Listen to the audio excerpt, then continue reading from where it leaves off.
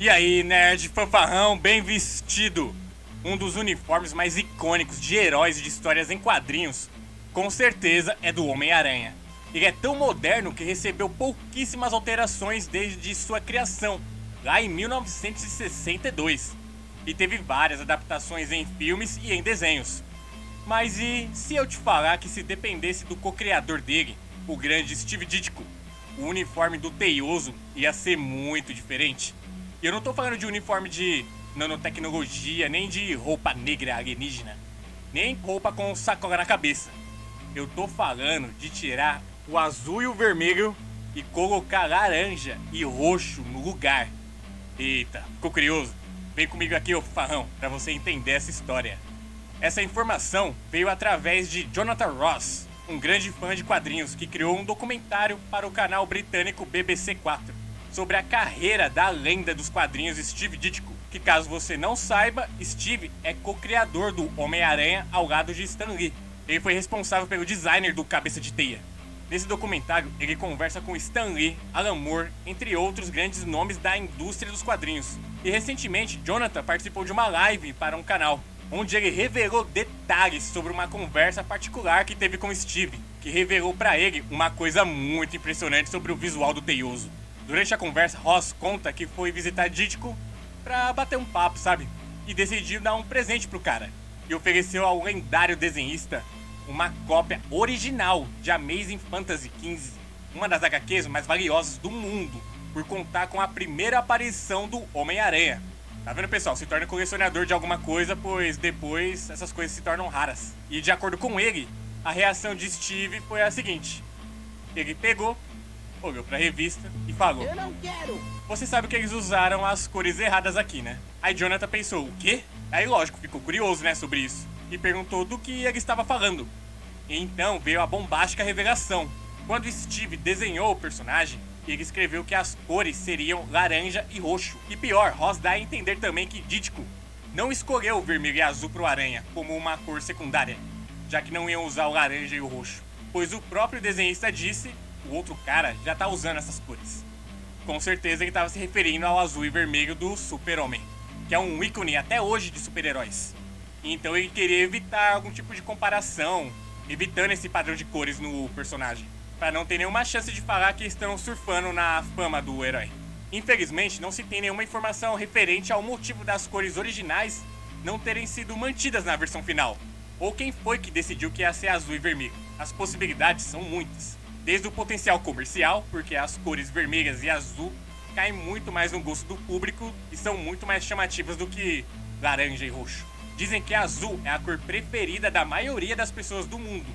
Então é uma boa ideia tirar vantagem disso como uma estratégia para vender o seu produto. E a maioria dos protagonistas costuma ter as cores vermelho e azul no seu visual.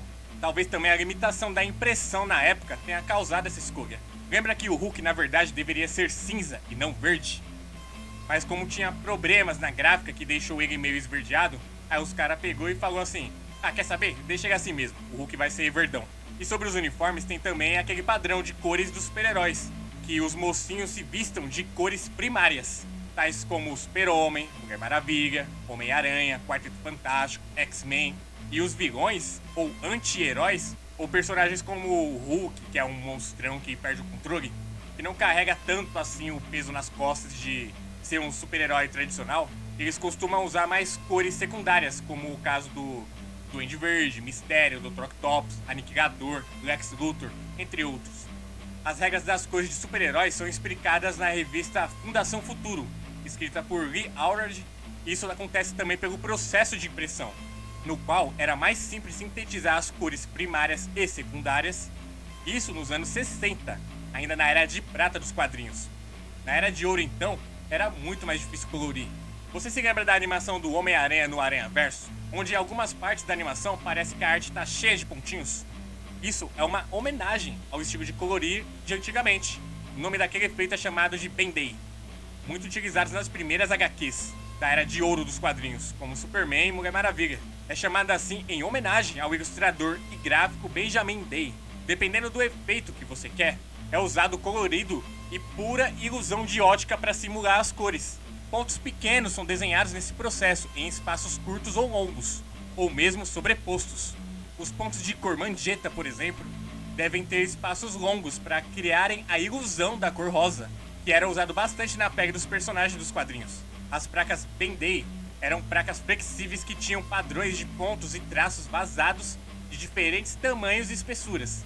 Essas diferenças iam determinar o quanto de tinta ia passar pela placa, compondo diversos graus de combinação das cores. Como apenas pequenos pontos de cores primárias eram impressos lado a lado, as cores resultantes, secundárias e terciárias, eram literalmente uma ilusão de ótica. Quanto mais placas com diferentes tamanhos e concentração de pontos era usada, maior era a paleta de cores que você ia conseguir utilizar na HQ. Mas também, bem mais trabalhoso era o processo de impressão, já criando assim o padrão de cores primárias, amarelo, vermelho e azul, para os uniformes dos super-heróis principais lá no início dos quadrinhos, para poder assim adiantar o trabalho, ditando já lá no começo a tendência das cores dos uniformes dos heróis, e deixando as cores secundárias, como verde, laranja e roxo, para personagens que não tinham tanto destaque e que não iam aparecer com tanta frequência nas histórias, como os vilões, por exemplo. Bom, mas você sabe a frequência que realmente importa? É você estar assistindo os vídeos e compartilhando sempre que você puder. E se inscrevendo nesse canal, lógico. Esse sim é um padrão que vale a pena seguir. E se você acha que essa tendência dos vilões usarem cores secundárias não pegou, você tá muito enganado. Você acha que se o Homem-Aranha fosse um vilão, ele ainda ia usar o azul e o vermelho? Ou ele ia começar a usar o verde e o roxo? Se você não sabe a resposta, é porque você não assistiu a luta do Capitão América contra o Homem-Aranha no filme. Não, seu fanfarrão, não tô falando do Capitão América Guerra Civil.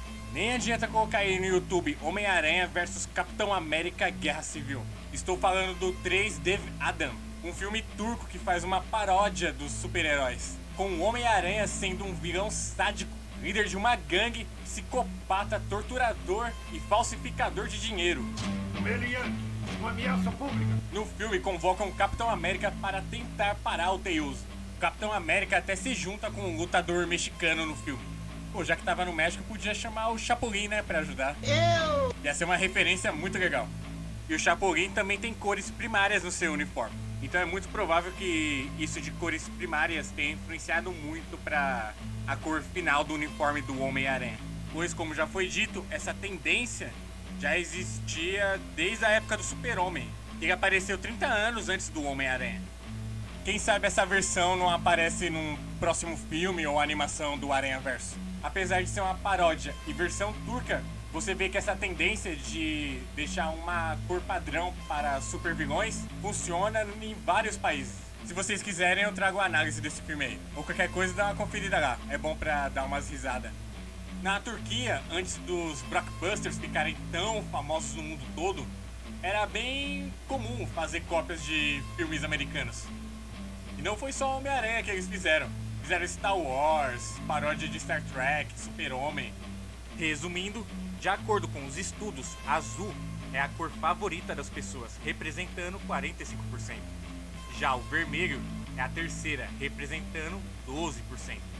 Ou seja, já tem uma aceitação boa para o público, pois o azul é dificilmente associado a algo negativo. Ou seja, é só estratégia de marketing mesmo. E a limitação gráfica dos anos 30, fazendo cores primárias, vermelho, azul, amarelo, serem mais fáceis de se produzir, diminuindo o custo e o tempo de produção, já é outro motivo muito importante para deixar o azul e o vermelho serem cores comuns para os uniformes de super-heróis, ditando assim uma tendência de cores para o padrão dos heróis mais icônicos da época, 30 anos antes da criação do Homem-Aranha, o que deve ter influenciado muito na decisão final do designer, não só do Cabeça de Teia, mas também de outros personagens da Marvel na década de 60. E também são cores da bandeira dos Estados Unidos, né? De acordo com os Yankees, o azul simboliza a justiça, a perseverança e a vigilância. O vermelho significa o valor, a resistência e a coragem. O branco representa a pureza. Ótimo simbolismo para os super-heróis, não acha? E também bem patriótico, né, Capitão América? E aí, você ia gostar do uniforme do Aranha, laranja e roxo? Ou escolhe aí também outras cores para o uniforme do herói? Um forte abraço para você, nerd fanfarrão, e falou!